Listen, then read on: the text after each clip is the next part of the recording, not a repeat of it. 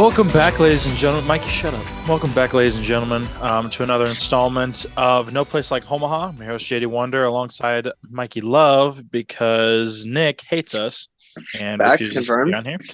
Today, we have a special guest for the podcast. We got Scotty B, Scott Byerley, top recruit coming out of Kansas, played the D1 level for Creighton University. Go Blue Jays. Scott, to kind of start off with just our little fun, light question. Remember back to your college days if you need to. If you had $8, you got limited options on where you can go for food. What place are you picking and what kind of food are you rolling with there? What's your order? Dude, that's a good question. I've always been a Burger King guy, to be honest with you. Those Whoppers just slap kind of differently. What? So, if you're asking me, I'm going to BK because I'm gonna have it my way. Wow. Hey, yo. Whopper. Oh my God. That's actually unbelievable. I don't even know about that one. So if you had the option between McDonald's or Burger King, you're choosing Burger King? Yeah, if we're talking for the actual burger, absolutely, man. I think the Whopper is fantastic. Oh my God. Hate on me for it. That's fine. Mikey, we gotta end it. We gotta get out of here. Just cut it there. We're not continuing. That's a wild start. Well, there you go. But to each their own, right? That's the first. That's a first we've had. What? We've had a triple cheeseburger before from McDonald's. That's a surprise. All right, so missing more passion, more energy, but no. Settle down. Okay. No. So just kind of now move forward, talking then about your college days. Just kind of give us an introduction about how you got introduced to baseball when you were younger, what high school playing was like going into college, what college was playing like. Obviously, we'll dive a little bit more deeper into it, but just kind of give us a summary. Yeah, absolutely. So I started at a young age, obviously, played all the sports like a typical kid back then, football, baseball, soccer, basketball. Baseball really stood out to me when I was 9 or 10. I was playing third base because I had a stronger arm than most of the rest of the team. Yeah, for the most part. Howitzer on his shoulder. So the kid that was pitching, right? I think it was our first year of kid pitch. He walked the bases loaded. So the coach ended up pulling him. I don't know if he still plays to this day or played after that year, to be honest with you. R.I.P. my guy. Because I had my cannon. I know, right? Because I had my cannon on my arm, I ended up striking out the side 9-10 pitches. Ironically, I ended up being in the paper following that on Father's Day because of that. I had no idea what I was doing. I was just throwing Chet down the middle of the plate, honestly. Nice little arc to it, So from there, the love of the game for me only grew. So I ended up getting one of those soft core baseballs, and I cut it open, and I just started throwing it against my house, just to build arm strength and stuff like that.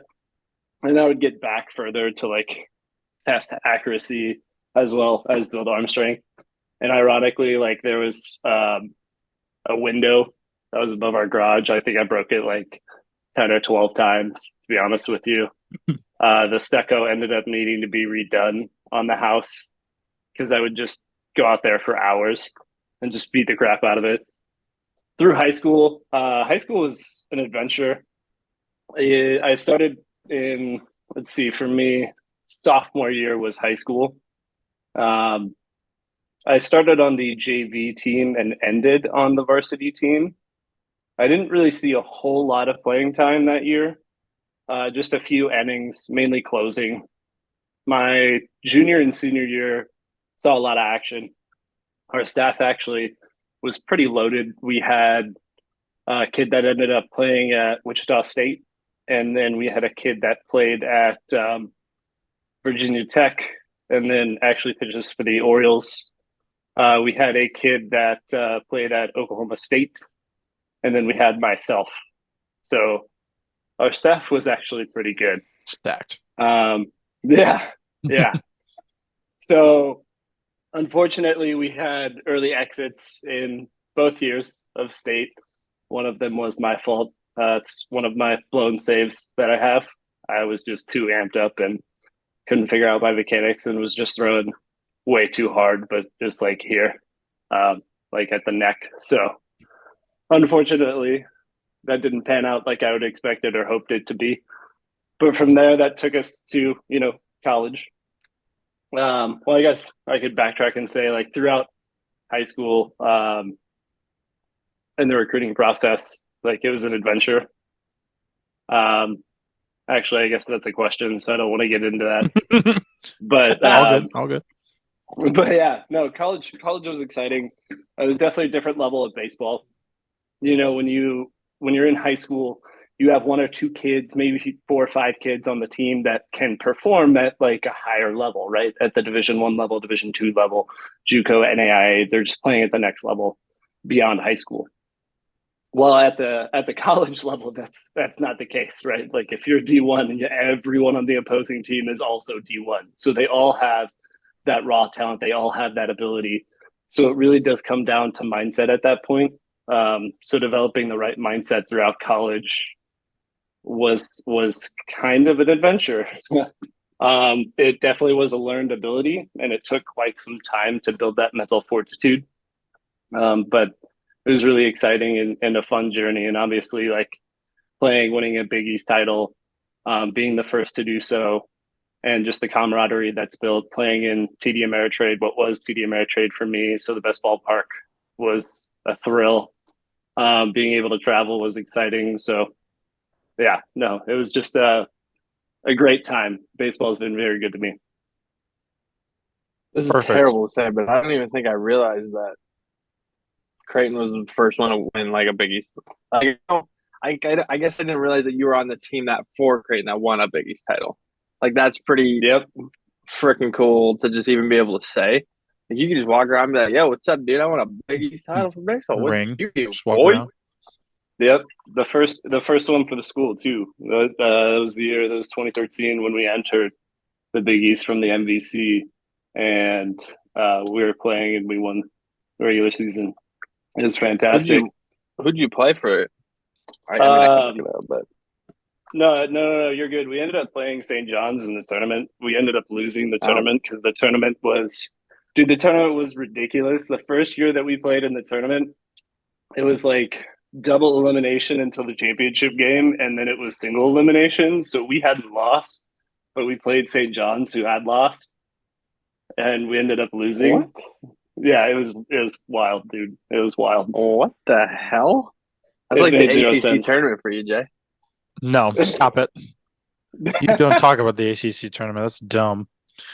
So kind of segueing on, kind of following that idea of, you talked about like mental fortitude and like kind of, changing your mindset in college. We had kind of a question where it's like a lot of pitchers can go from having a sensational day on the mound to not being able to locate, kind of like you talked about, where you get too amped up, all that kind of stuff.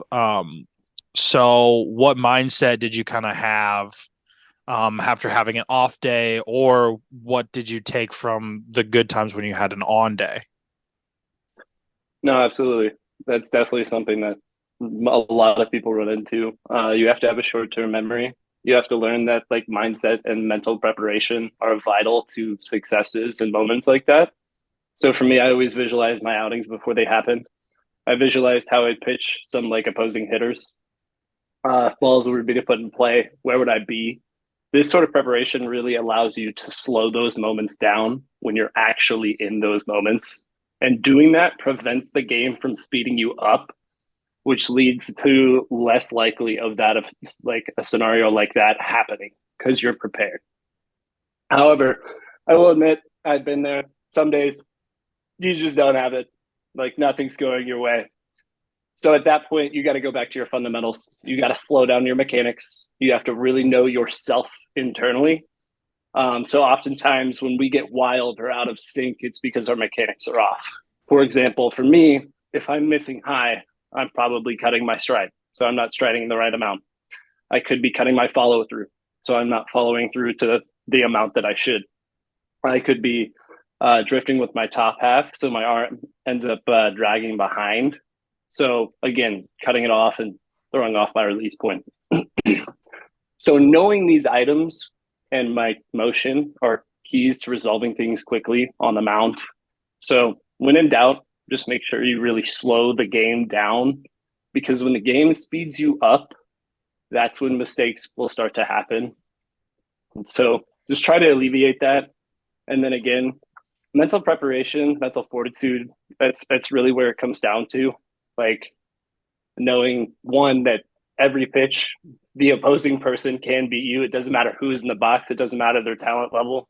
Like someone can put a good swing on the ball. Like you're a Hall of Famer if you get on base 3 out of 10 times. Like it's a game of failure. So it doesn't matter who's in the box. They can challenge you. They can beat you. So take it one pitch at a time, and just know that if someone gets on, it's not the end of the world. How do you, so just kind of going off of that, like, especially, so like, I think we've talked about it before. Like, I coach, like, kind of in the background. So is JD. You've obviously played at a very high level. Like, you've done, like, and you've been successful at it.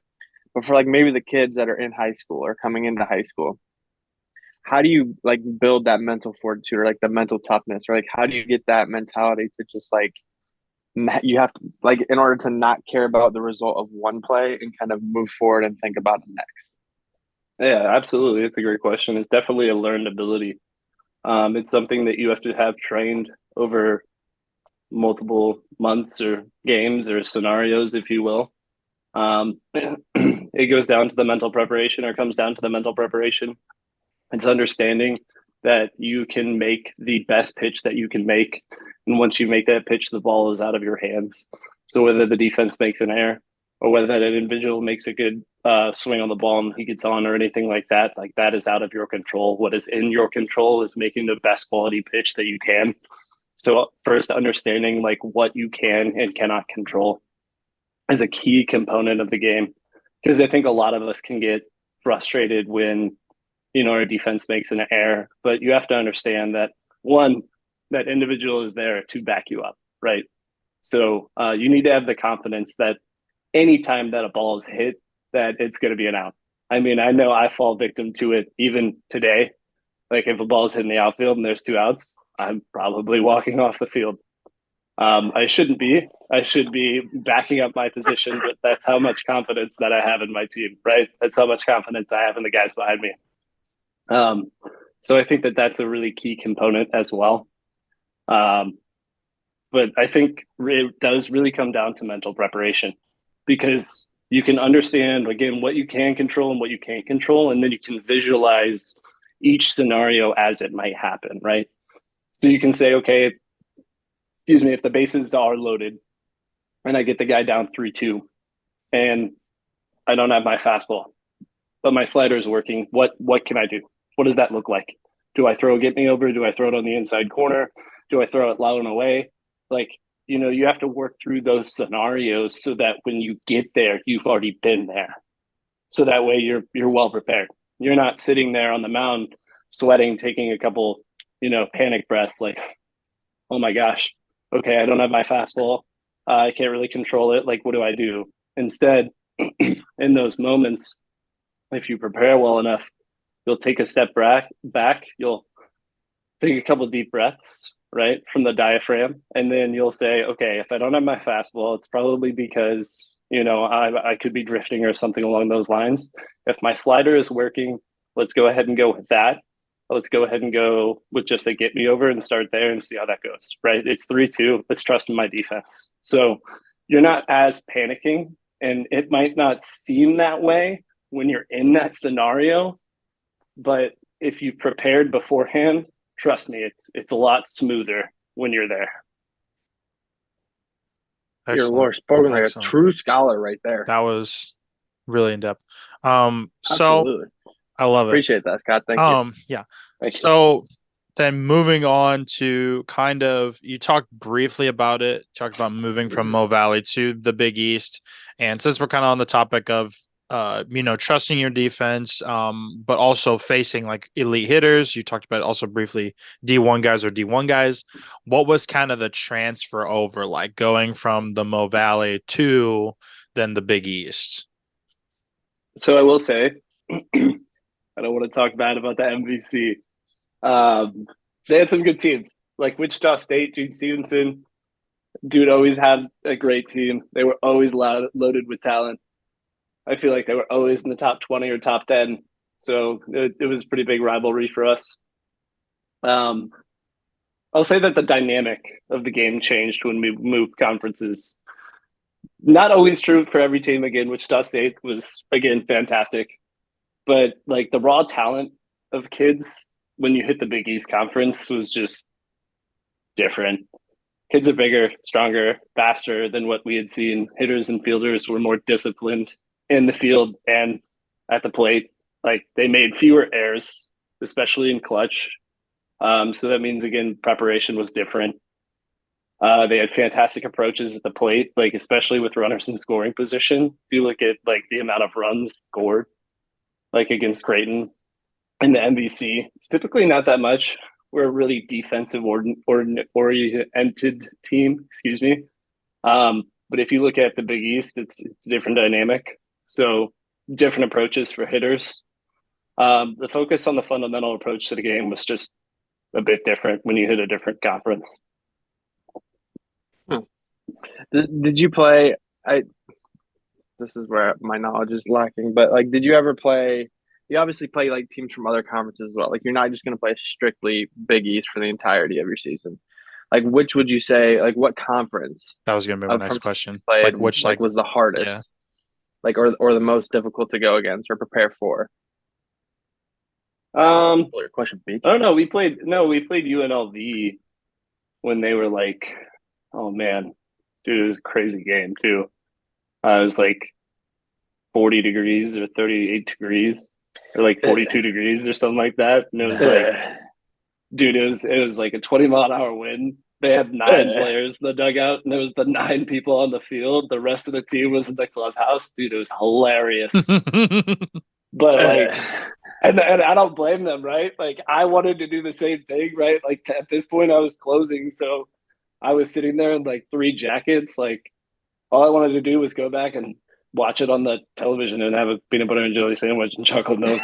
Man, Yes. I couldn't do that. I couldn't do that. Ed made us all stand out there, which is good. I mean, it's good, right? Show support. But they were a good team. They were a really good team. They had a lot of dynamic weapons on their team, and it was really hard to prepare for them. I think their top 3 or 4 hitters were threats to steal and had high on base percentages. This was when they were in the top 25. I think they were like 18th or something along those lines. And then we also knew the game was going to be like cold and rough. So trying to prepare pitching wise for that is, I mean, it's difficult. If you've ever gotten hot and then gotten cold and then had to get re-hot and back warm up, it can be difficult, especially a lot of stress on the arm. It doesn't necessarily feel great the next day. You can burn some guys. So we knew that preparing for that type of weather is always tough. Especially preparing for that team too. But I mean, we had times that like we would play 4 or 5 games in a week. We'd play UNL pretty frequently. UNL's always hard to prepare for because they're always really good. So obviously out of conference, but we typically play them 3 times a year. UNL is typically giving us a run for our money most years. They're really good hitting wise. So offensively, they can really tank the ball. Defensively, not so much. They're getting there. But when they put up like 10, 12 runs, it's hard to beat, especially for Creighton, because we just don't put up a whole lot of runs. So we play a lot of small ball, a lot of moving the runner over, advancing him, and making sure that we make the smart play because we rely on our defense and pitching. Yeah. So, Josh, I'm gonna steal this from you too. Unbelievable. It's not your next question or anything, I know, but like that. But like, so just this kind of they kind of coexist here. So like previously you mentioned like you basically like the decisions you have control over the decisions that you make, right? And then like in combination with you playing other, teams from other conferences, obviously you chose to go to Creighton. Could you just like elaborate, like just for maybe those super young kids, like what the recruiting process is like maybe why you chose Creighton and why you made the decision to go that route rather than maybe some other schools. Um,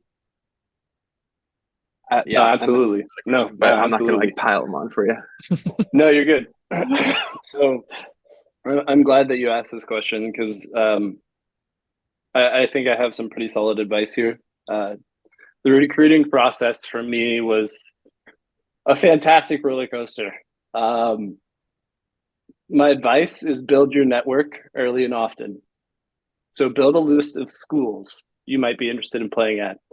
It doesn't matter who they are. It can be dream schools. It can be realistic schools. It does not matter, honestly. Build that list. Go to their athletics website and look at their baseball roster and find like the recruiting coach or their coordinator and send them an email. Explain who you are. Explain like what you're looking to do. Explain your motives. I'd advise you if you have like a video, attach that video, maybe upload it to YouTube, give them the quick link. Or if you're going to a camp or playing a showcase or playing a game near them, invite them to that. You'd be surprised like how far alone that will take you. You don't necessarily need to be this on like travel select showcase team, right? That travels to all these showcases. That's really expensive. That helps. Absolutely, that helps. Exposure never hurts. But it doesn't have to be that complicated. It can be as simple as just reaching out and building that connection and making that connection. I mean, I got tons of avenues and doors open for me that way, like Arkansas, Florida State, North Carolina. All of those individuals, I have their head coaches' numbers in my phone, personal connections with, and it's because I reached out and I was like, "Hey, this is what I'm looking at doing. What is the opportunity? Here's some videos. I'm attending this camp. Like, know me instead of just a number." And that took me a lot further than what you would expect. Because you got to understand a lot of these schools, a lot of the bigger schools, like the ones that we would associate with, the Texases, the Vanderbilts, the TCUs, they don't have to recruit out of their state. They really don't, right? So why should it be you? So reach out, make your name known. That's going to get you a lot further than spending a ton of money on these showcases. So that would be my number one tip and advice, because it also shows that you have motivation to play, to be coachable, and that you want to play there, right? Right. So outside of that, obviously there's showcases. So identifying schools you might want to go to and going to their showcases. Arkansas, I went to 4 showcases for. Florida State, I went to, I think, 2 showcases for. Creighton, I went to 4. Kansas, I went to a few. Kansas State, Wichita State. Those all cost money. But if you're seriously invested in those schools, I would highly encourage you to look at doing that. And then also just sending the coach or recruiting coordinator an email before you get there. Hey, I'm coming to this camp. Just wanted to introduce myself. Yada, yada, yada. Looking forward to meeting you and experiencing what you guys have to offer. You can personally meet them if you want, but I think the email introduction is just fine because they'll identify you. They really will. Trust me, they will. There's also sites like Huddle, YouTube, NCSA. With this digital age, like you can build your recruiting network like vastly. I think my NCSA account was really new at the time when I did it in like 2012, but it allowed me to connect like my YouTube videos and videos like that and build a recruiting profile. And schools were able to register and like view it and stuff like that, kind of like a huddle. So take advantage of your digital resources as well as select team showcases. And then again, heavy emphasis on reaching out to the schools that you're actually truly interested in. That will take you miles. So then backtracking real quick, just going back to the sending an email. Some people, like, this is more so just for like confirmation and clarification for maybe some of the kids that might have confused things. When you're sending an email to coaches, like, you don't just want to send a generic one to every coach, right? You would want to make it personal to like their school and like make it personal to you in a way, right? Like, you don't want to just say like, hey, this is my name, like, this is what I do, this is what I want to do, and send, right? You Right. do something else to personalize it, per se. Right. Exactly. You can add your own personal touch, whatever that might be. For me, just looking at that right now, I would say you can add personal touches. Like if you're emailing Ed for Creighton, you can say something along the lines of like our long-standing defensive history, right? We are known to be a really good defensive team. You can talk about a team's historical performance. You can talk about the passion you have for the program, honestly. But yeah, you definitely don't want to send just like a generic email saying, hello, I am interested in your program and would love to apply. Right. It won't get you that far. People will probably discard that. Yeah. Definitely add a little bit of a personal touch to it. Gotcha. And then this one last question, Jay, and then you can ask whatever you want. So some people don't believe in showcases at all. Like, they believe it's a money grab, and that like it's just a way to get a third assistant paid, blah blah blah. Like, but like you're saying like these are actual, like, you should actually invest in them. Like, they help get your name out. Like basically, just kind of what's your viewpoint? Obviously, they've worked for you. Like, you went to showcases. They allowed, they didn't allow, like, your talent allowed you to get to D1, I guess, per se. But like, the showcases helped get you there, would you say, or what is? Yeah, But they absolutely did. I've seen. I'll give you. I have great examples of showcases actually working. Honestly, they do work, but that's why I'm like, of your schools that you might be interested in, select a list of schools that you're actually seriously interested in, and then those are the ones that you can invest in those showcases. Gotcha. For example, I went to the Arkansas camp 4 years in a row. The first 3 years, I was doing well, really well. I was upper 80s, touching low 90s. I don't think I really gave up a run in my like 4 or 5 innings that I threw in total. Pretty solid control.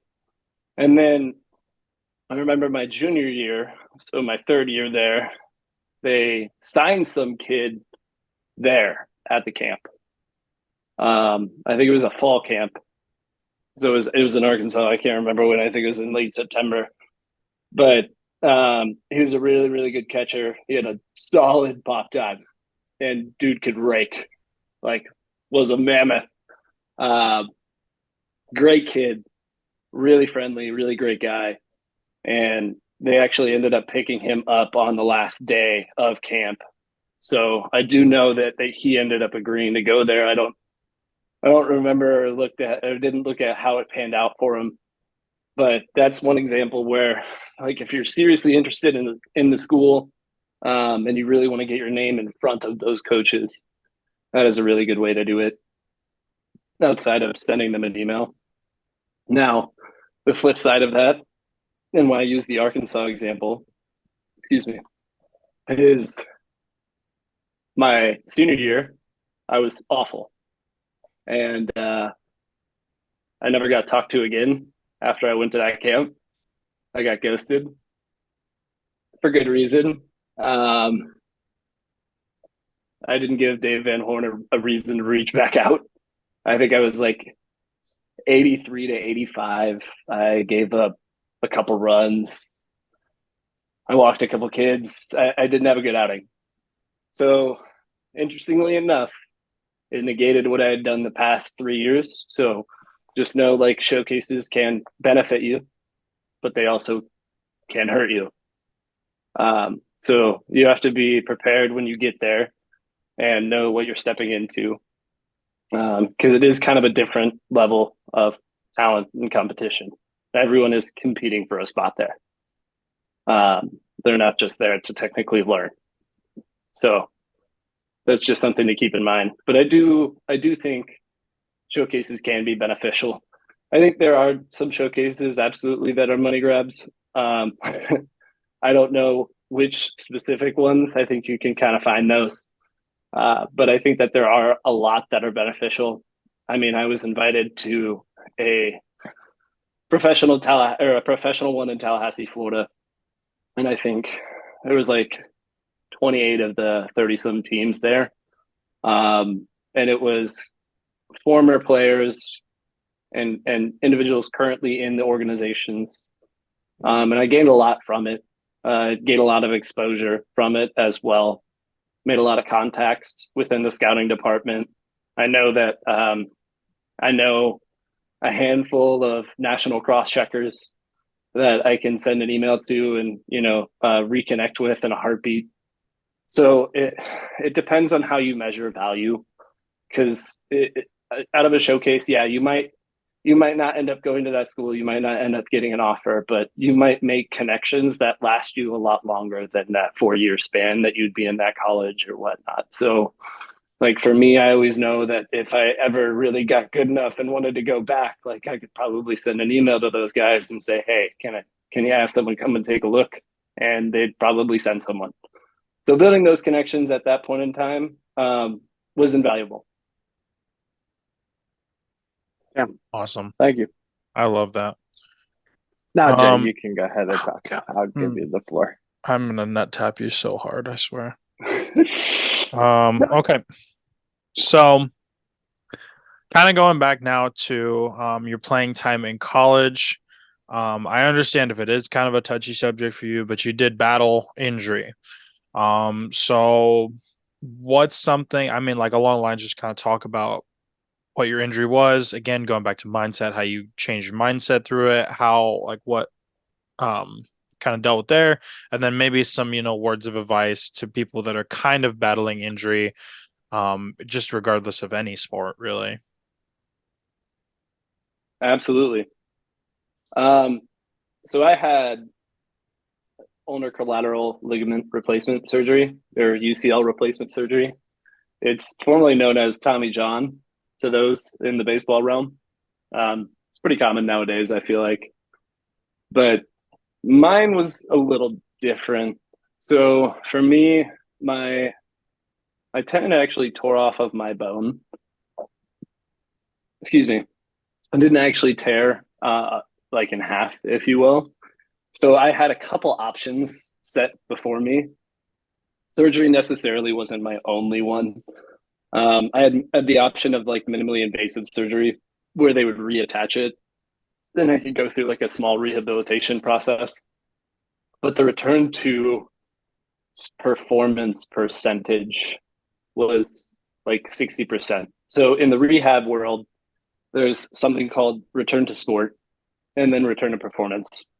Your return to sport is you can go out and you want to play like rec league softball or rec league baseball. You don't want to play a competitive level. Return to performance is you want to return to the performance that you were prior toward the surgery. So for me, 60% recovery chance for return to sport. I think it was like a 40% chance to return to performance. So the reattach option just didn't seem pretty viable to me. So I elected to go ahead and have Tommy John. And I guess I should backtrack and say, if you are experiencing any like arm issues or pain or trouble, talk to your athletic trainer. Don't be an idiot. Honestly, coming from an individual who has been there, it will set you back further than talking to them. Trust me. Mm-hmm. Trust me on that one.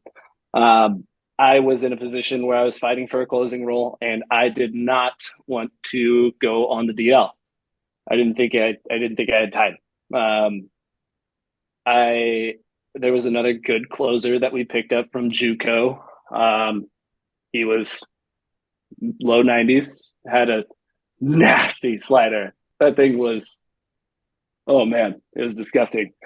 So he was really good. So I was fighting for that role. And there were days where my arm was really inflamed. It was in a lot of pain. I couldn't really lift it up like past my shoulder.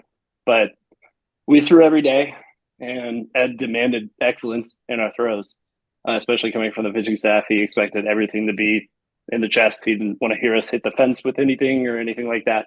He actually counted those, which I don't blame him, right? So I would fight through a lot of the pain, didn't talk to the athletic training staff, eventually just built up a lot of inflammation. That inflammation wore down that area. And because in that pitching motion where I was, in that power position when you're pulling through, there's actually like 4 bowling balls worth of stress pulling down on your ligaments there. So when you have a lot of inflammation in that area, it weakens that area. And so when that happened, that's why I ended up injuring myself. So again, I can't emphasize this enough. If you have some pain, take some time off. It's really beneficial to just relax and rest. That will take you a lot further than fighting through it, potentially getting injured, and then sitting out for 19 months, because that's the boat that I ended up sitting in. So back to the road to recovery.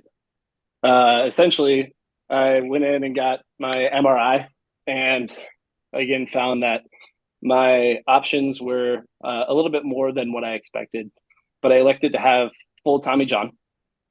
So if you're not familiar, they take the palmaris longus tendon, which is a tendon that's not used in most people's arms. You can see it if you put your fingers together like that and pinch them all together. And they put that in place of my... It's there.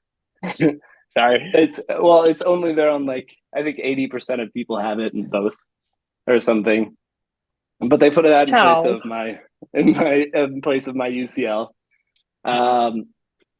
The rehab process was crazy. It was something that I had no idea what I was getting myself into. I will tell you, the process leading up to surgery was quick. They moved quickly at the D1 level. So I was closing that game, and my velocity went from like low 90s to like 60s, which was fantastic. And I started bouncing the ball at like 50 feet. I know, which was, what's funny is like my arm popped the last pitch of warm-ups, and I felt amazing. I was like, I'm about to throw some gas. And I threw the ball like 60 feet, and I was like, whoa, that's not supposed to happen. So I got the ball back, and I walked the kid on three more straight pitches. We're just bouncing right in front of the plate. At that point, I actually had no pain, no tension, no soreness at all. And it's all because it just released when it tore. So I kind of figured that something was wrong. So took myself out. Athletic trainer took me to the training room. We did the stress test, which they held my shoulder and then kind of held my elbow and moved it outwards, externally rotated it, and definitely failed the stress test. So right then and there, he was like, okay, well, he was like Saturday. So he was like, we'll get you an MRI Monday, and then we can look at getting you under the knife next week. And I was like, all right. So definitely a very quickly moving process. So I went and got my MRI on that following Monday, and I got the results back, and sure enough, it was torn. So I ended up going through with the surgery with a local place here in Omaha. I think surgery was like 3 hours. It was kind of intensive. But I came out of surgery and was in a splint for like 11 days. My right arm was immobilized. I couldn't do anything. Not having your dominant arm for 11 days is awful. Like, I don't know if you've ever tried to eat spaghetti with your non-dominant hand, but just don't. you're better off eating with a spoon. It's awful. So I went straight into a sling after my arm came out of the splint. That sling I had for like 2 months, and I'll tell you, dude, like the level of intensive care at the college level or the D1 level is insane. Like there were days where my arm was feeling pretty good. Now, keep in mind, I had to stretch it out a lot and every day, and I'll get into that here in a little bit. But like, I wouldn't wear my sling as it got towards the latter half of the 2 months, and like my trainer would know. I would just come in and be like, "So you didn't wear your sling today?" And I'd be like, "How?" So like they find out everything. Like I'd be like, "I wasn't even on campus today." Like they just know. It's ridiculous. Um, but every day I essentially like had to meet with the athletic trainers, follow a pretty rigorous program. So that program consisted of like a stretching program, regaining mobility in the ligament and extremity before I could strengthen it. It took about 4 weeks for me to actually regain full range of motion. From there, I was able to start resistance training, and I was using resistance bands, doing like simple wrist and forearm strengthening exercises, as well as keeping up with my mobility exercises. Fast forward a few months, I was able to start lifting, which was in addition to my like physical therapy. So I had my PT program, and then I had my lifting program, and then that was on top of my throwing program. So this whole time, I had been throwing. So I was following the interval throwing program. If you wanted to check it out, that's what it's called. It's by Dr. Mark Andrews, I think his name is, or Dr. Andrews. Just type that in, you'll find it. But it's very regimented. So it's like, for example, phase one is using a curl hop method. The athlete begins to warm up at a comfortable distance of 30 to 45 feet, and then progresses to the indicated distance by that phase. So like phase one would be 45 feet. And that phase would consist of warm-ups. So that 35, 45 feet warm-up, 25 throws at 45 feet, then a 5 to 10 minute rest, then a warm-up again, 25 more throws at 45 feet, and then you're done. You would do that 2 to 3 times before moving on to the next phase of 60 feet, then 2 to 3 times, then you move on to 90 feet, and you do that 3 times. You throw 3 times a week. So during this time, you have your PT, you have your training program, you have your conditioning program, you have your throwing program. You got a lot going on, right? The training room was really beneficial. It was really nice. This is where I think the D1 level kind of separated itself a bit. We had this machine called like a Game Ready. I was able to hook myself up to. Yeah, those things are legit. Game Ready. Dude, saved me. I had one after my surgery personally, and it was just phenomenal. So, but essentially, if you don't know what a Game Ready is, it's compression sleeve that you slide on, and it goes over your throwing shoulder or whatever extremity you want to use for ice, and it compresses and runs cold water through it when it compresses, and you can set it on different cycles. And it sends the air up and down the arm, so it kind of compresses differently. So it's really nice. So I use that very often. I think I was using it 2-3 times a day. Definitely like before my strengthening and mobility exercises, and then after after those, and then after throwing, and then sometimes if I was a little sore, I'd come in the morning and do it as well. So they would also give us like medical sleeves and a bunch of like weighted medical balls that we can use to throw at like trampolines and stuff like that. So our program was pretty intensive. Our weightlifting plan, dude, it was actually pretty sick. My plan was built around recovery and rehab. So like my athletic trainer worked directly with my weights coach to build a specific plan centered around my arm care and strength training. At that time, we were one of 14 schools to have a system called the Elite Form. It's a pretty legit system. It's essentially an iPad that sits on the squat rack, and then it has a velocity sensor and a camera attached to it to determine speed. So like how fast you're moving the bar. And then it has the camera to record form, and then it also recorded your reps. So like you couldn't do 8 and said 10. That wasn't possible because it counted for you. So it was like a blessing and a curse, right? Like it was cool, but like at the same time, like if you went out the night before, that's tough luck. It's tough luck. So, but what was cool about it is it had like there would be 4 players to a station, right? So you'd be able to go up and like select your name.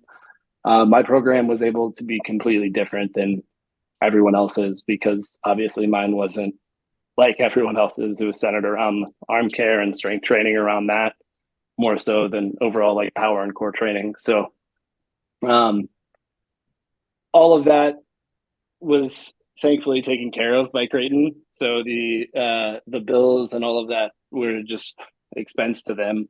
I do remember the surgery being quite expensive.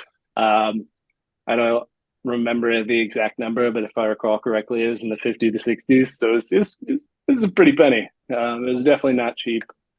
So I really appreciate all the support that they had given me. But the PT was pretty invasive. A lot of it was centered around rehab of the shoulder and of the forearm. So a lot of like resistance band exercises with my forearm, a lot of wall dribbling with med balls, a lot of trampoline work with med balls, isolating shoulder and doing external internal rotations, laying down sideways, doing internal external rotations, stuff like that. So a lot of like free weight driven endurance and strength training exercises centered around shoulder and arm care. Wow. Yeah. That is, Mikey, do we have any of that at the NAI level? Yeah. We So had pen and paper programs, baby. I got you. I can speak on the injury process, recovery time for NI. Yeah, so basically it's all self-funded. You know, you blow your knee out, you got to pay for that shit. You go to hospital, takes a few weeks, but you get under there. Definitely don't get under the knife in under a week. No. Then you just see the PT like once a week, bro. That's it. It's pretty cool. Pretty It's cool. awesome. Well, yeah, that just kind of goes to show like just the funding.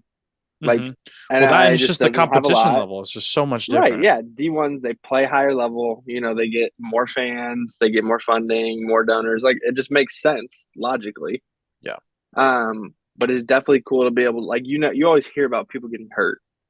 And then, like, that's it. That's all you really hear. Like, they always be like, oh, yeah, they'll be back in 6 to 8 months, 6 to 8 weeks, 6 to 8 days, whatever it is. But they never fully go into, like, oh, yeah, like the school's going to pick up the bill for this. Like the school's going to take care of you. Make sure you get back to recovery and get back to changing as high the programs, level, all that kind of stuff. Like they're going to make sure you get to as high, like they're going to make sure you get back to the highest level of competition you can get back to, like that your body will physically allow you to. So that's pretty cool. That's crazy. Creighton had like underwater treadmills and everything. They had the heating and cooling spas in there, all in our athletic training area. There was, yeah, dude, it was wild. They had tons of like TVs in there so they can switch to the underwater camera to make sure that you're running correctly. Like wild, absolutely free wild Gatorade. The technology they have. Yeah, free Gatorade. We got that too. It's pretty good too.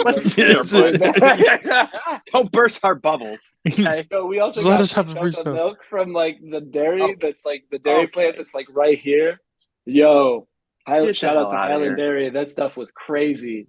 I don't know what you put in that, but it was amazing. What you put in? Steroids. Probably. Oh, it was crazy. Probably. Speaking I've ever had.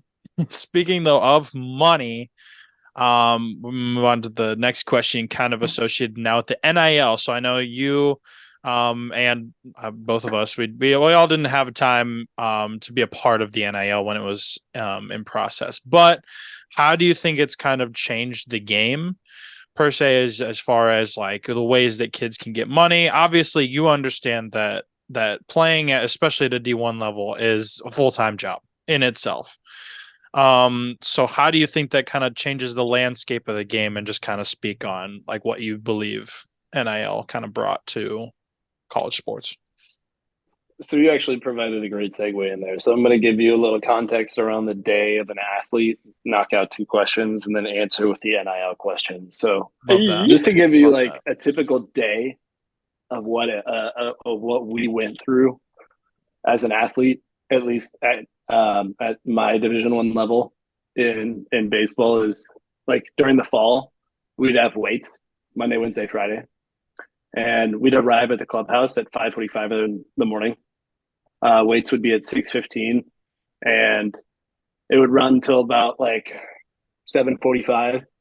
You would then be able to snag breakfast on the way to class. That starts at 8 a.m., which ran until about 12:30 or about 2 if you had to pack your schedule.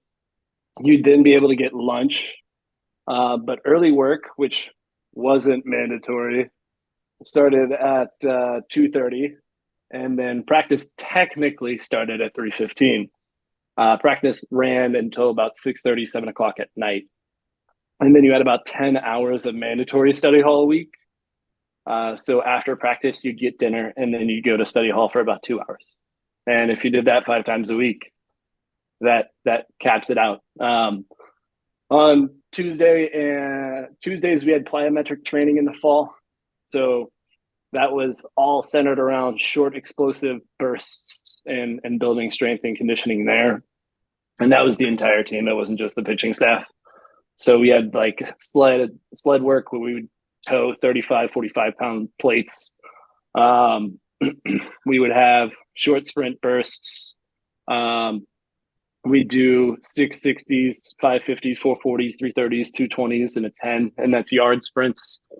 We would do a lot of like down and back work, cone work, a lot of jump rope. I had loved jump rope. It was awful. We got so many shin splints, dude. Like the entire team every year would just get, because we'd be jumping rope in cleats, bro. It'd be awful. Oh, Yeah, dude, it's awful. But I mean, hey, it builds character, right? So made us better people. Sure. So that was our plyo days. Those were like an hour and 30 minutes. Dude, they were intense. Man, they were intense. We had people like raw dogging some protein and like vomit on the side. It was crazy. I'm sure we've all been there, right? So like it was pretty wild. So we experienced that too, trust me. And then Saturdays in the fall we had early morning conditioning. And so like that would be at our soccer stadium, which is pretty big. If you haven't been there, it seats like 6,000 people. For a soccer stadium in college, that's very big. So we would do a lot of cardio there. That's more of our extended cardio, again, whole team. So it'd be like that's where we'd knock out our 660s, 550s, 440s, 330s, 220s, and 10. And keep in mind, all of this is timed. Everything that we do at this level is all timed. And if we talk about practice, I'll get into that. But like the 660s had to be done in like, I think it was like 8 seconds or less. All 6 of them, or else they didn't count. And then they would just go down from there. Like you couldn't slack on anything. You had to bust your ass the entire time that you were there. So it was just constantly putting in all your effort. We'd normally have like a competition there as well, split up into 2 teams and do something. So interestingly enough, though, like I don't know if everyone listening has been to Nebraska in the fall, but like it can frost, especially on turf. So I think that I've seen like 4 or 5 kids tear their ACL because we're doing stuff on turf in the fall. So that was probably one of the biggest downsides. We had a couple of our really good pitchers go down that way, which was very unfortunate, but thankfully they recovered and they're still playing today. But it's just like, that was just the fall season. And that doesn't really include, I guess it does, that doesn't really include homework or social life or anything like that, right? So like you don't have time to get a job at all, because that's our off season. So like in season during the spring, we had no weights in the mornings. I was thankfully off. Monday was technically our off day. It was quote unquote optional, even though that's not a thing. So classes the same time frame, 8 a.m. to 12:30 or 2:30. 2:30 early work started, 3:15 practice. Practice the same intensity, and same structure as the fall. We'd have potentially less study hours, potentially more study hours. It kind of depends on your GPA. So you'd have a minimum of 10, right? So like if you got a 3.6, you'd have like 2 study hall hours that you have to log. And like you can't get around these logged hours, bro. Like you got to go and you got to swipe. And they got people there that will walk around and they know you. So like, damn, I totally have swiped and like gone to Subway because it's like 5 minutes away and like I got texts. So it's crazy. Like they don't mess around. So you can't get around it. Like it's 10 hours. So you got to find a way to bang that out. And so if you do well enough, you get it reduced to like 2 or 3 hours, 4 hours.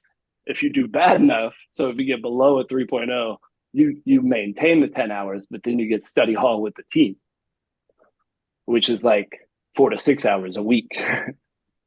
So it can get pretty intense. It can stack up pretty quick. So with that being said, the NIL, for me, I think it's a good thing, honestly. Excuse me. I felt like I feel like right now with the way it's shaped though, it's a little off. I don't have a good solution. I don't have a good fix yet. I'm still kind of working through that. But I felt back when like we played, it was more or less like looked at how the institution can support the student athlete. Like how can it take his path to success in the right direction? How can the coaching staff elevate his game? How can the instructors in the classroom take his learning to the next level? Like items like that, right? Now with the NIL, I feel like it's reversed.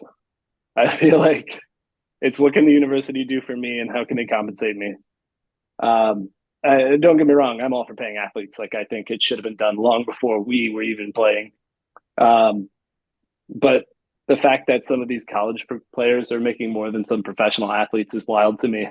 I see some kids leaving nowadays in the off season, and I'm actually starting to think the off season is becoming more of a free agency because it's how much will you pay the really good players to pull them away from a team? So at what point do we really lose sight of it being a fair compensation to the athletes, as again, I think it should be, and it should have been done long before this, but also not shaping up to look like this because I don't think that that's what they intended. So to like sum it up, I think the NIL is a good thing. I think paying our athletes is really important. They don't have time to get a job. They put a lot of time and effort into their craft. But I think the way it's set up right now might not necessarily be the correct answer.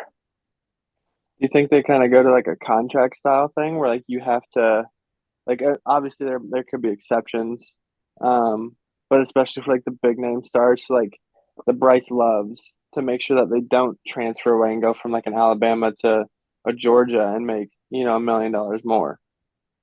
Absolutely. I think that could be a really good start. I mean, you see that now, right? Like I can't directly transfer and then start the next year, if I'm not mistaken. So like that is a rule that's in place. You cannot go professional, if I'm not mistaken, Division I for 3 years. So I feel like there are rules like that in place that we follow. I mean, obviously, NAIA, JUCO, it's a little different. You have that 1 year, so maybe those are 1 year deals. I don't know, but I think that could be a good starting point, or at least having like brackets or thresholds that you pay individuals based on their performance or revenue they generate for the university or the team generates or what have you. I don't know. It's kind of tough. It's really tough to assess right now because you've kind of opened the floodgate in a sense.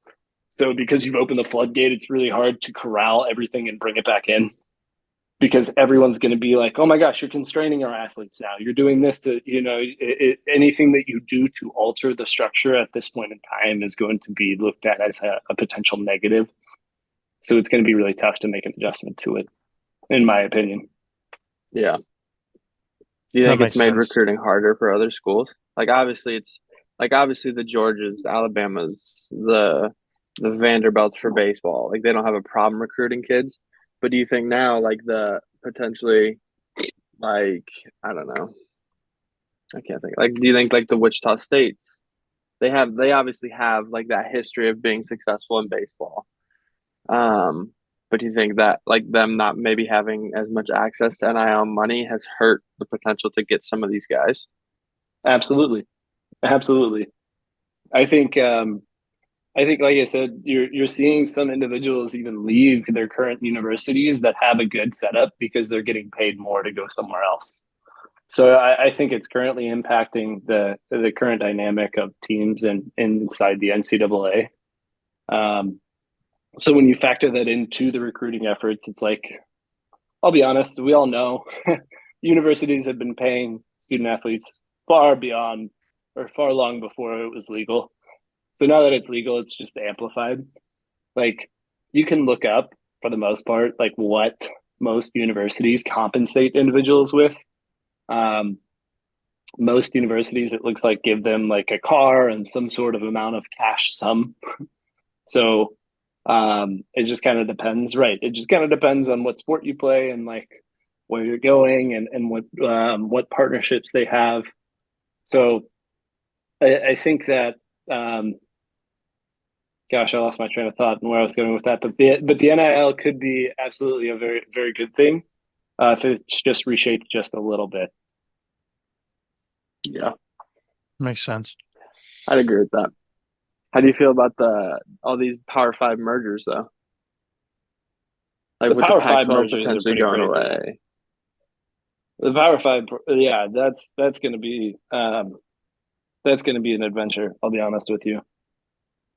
Like Is it? I don't know how that's going to shape out. I think that the remaining teams are going to get obviously dispersed.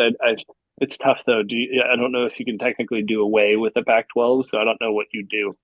I mean, you'd have to add teams, but then you're looking at elevating teams that might not be ready to play at that level. So it could be difficult. What this has been talked about too. Like a lot of so they say that a lot of the conference moving has to do with football, right? They just have to travel the one time usually to get to away games, things like that. But for baseball, softball, soccer, lacrosse, all these other sports where they Volleyball. have multiple games, yeah, volleyball, where they have basketball, where they have all these games throughout the week and they're traveling so frequently. Do you think that's going to be taxing, especially on these student athletes, just from a sense of like from their mental state, their academic state, their physical state, like especially with Stanford now joining the ACC, like that is going to be a lot of traveling for those guys, just going from coast to coast to coast, just so frequently. Dude, yeah, it's a lot. I'll be honest with you. It was a lot for us, and we would fly to most of the schools in the Big East. So like being at Creighton in the Big East, really, if I'm not mistaken, we're the most Western team. So like we'd play teams in New York, we'd play teams in Chicago, we'd play teams pretty much everywhere, right on the East Coast. We we would have some tremendous, horrifying schedules. Like I remember would bus. I mean, I'm sure you guys have been there, right? But we'd bus to like Dallas Baptist, which was like 16 hours, and we'd leave on like a Wednesday, and come back on like Monday morning, like on a red eye, basically.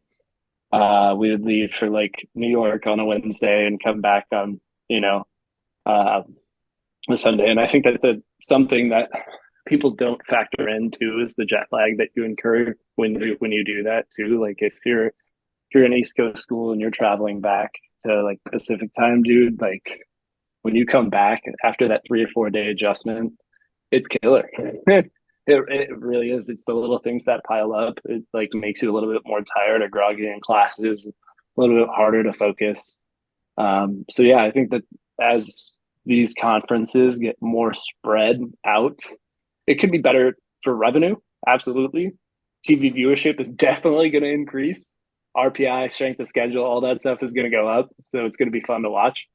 But the taxation on those student athletes is, I mean, it's going to be a lot. Like, don't get me wrong. We at Creighton had access to so many different things, dude. Like we had personal tutors at the drop of a hat.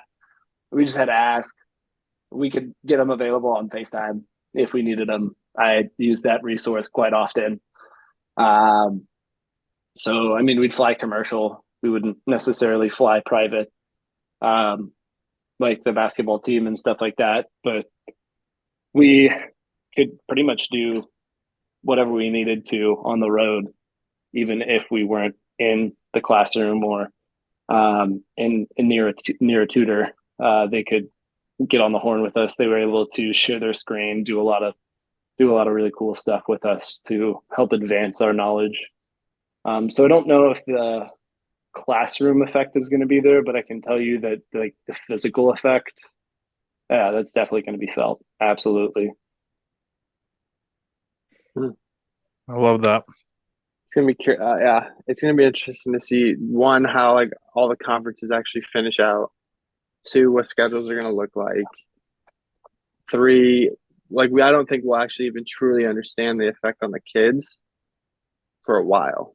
Like we're not gonna know. Like the first year, like they'll come out and say, but like that builds up, especially over like if you're a freshman and you go 4 years of just back and forth just consistently, and then throw in summer ball for baseball kids and summer basketball, and I don't know, not to single out football, but I feel like every other sport is going to be taxed a whole lot more in terms of like the physical demands, the mental demands, all that, more than football will be. But football is the biggest generator of revenue for all of these schools. So I don't know. It'll be interesting to see what all happens, I think, moving forward. No, it definitely will be, because it's like I don't want to say it like this, but I think this is the best way to say it. It's like the elitists making the culture and the environment more elite. They're excluding the other individuals who might not have the ability to be included. And so like you're going to see the top level separate themselves that much more because of what is happening, in my honest opinion, because you see these super conferences being built and they're excluding all of the little or smaller or mid-major schools. And those are your Cinderella teams. Those are the teams that everyone roots for, that deserve to be in those conferences, that are now getting secluded, neglected into their own conference, or they're piled into the same conference. So it's like I feel like you're losing that dynamic and aspect. So you're only going to see the top level separate itself from the bottom level even more, or the mid majors even more. So it's only going to create more of a separation in the NCAA, which is good and bad. I think it's bad for the schools, good for viewers. Like in terms of like we're going to see more Texases versus Georgias and Vanderbilts versus there's a potential to make new rivalries that just have that much level, like high level competition. But then you're also going to see teams like possibly like Tulane just kind of fall off, or maybe they just start to, I don't know. It could be an inverse effect too, where like maybe we see Texas just hit the shitter and we see a team from a mid-major just kind of shoot up. I mean, there's always that possibility as well. So I don't know. Absolutely. I align with that, because I mean, I respect Wichita State, but damn, I hate them. Damn, Let me tell you, I respect Seton Hall, but damn, I hate them too. So those are two different conferences right there. UConn? I mean, UConn's all right. I don't mind UConn. Now, St. John's, on the other hand, Xavier, nah. I don't mess with him either. Nah. Nah. All right. Respect them. Respect, but that ain't me. Respect but disrespect, you know what I'm saying? Oh, yep. All right. Well, I think that's kind of all we have for you today. Do you have any questions for us or anything like that? No. I don't know. Okay. Well, if you're already here, you can subscribe to our channel, No Place Like Omaha on YouTube. You can check out our Twitter and TikTok at Homaha Pod. If you would like to see other interviews or anything like that, leave comments, all that kind of stuff, and what you guys want to see on content. Also, get mad at Nick for not showing up, because I know, right? Unbelievable. Once again, thank you, Scott, for stopping by. We appreciate your time. And again, phenomenal. Thank you for sharing all your info with us. Absolutely. Thank you guys for having me. I really appreciate it. It's been a great time. Settle down. Watch that tone over there, bud. Gonna make Mikey act up.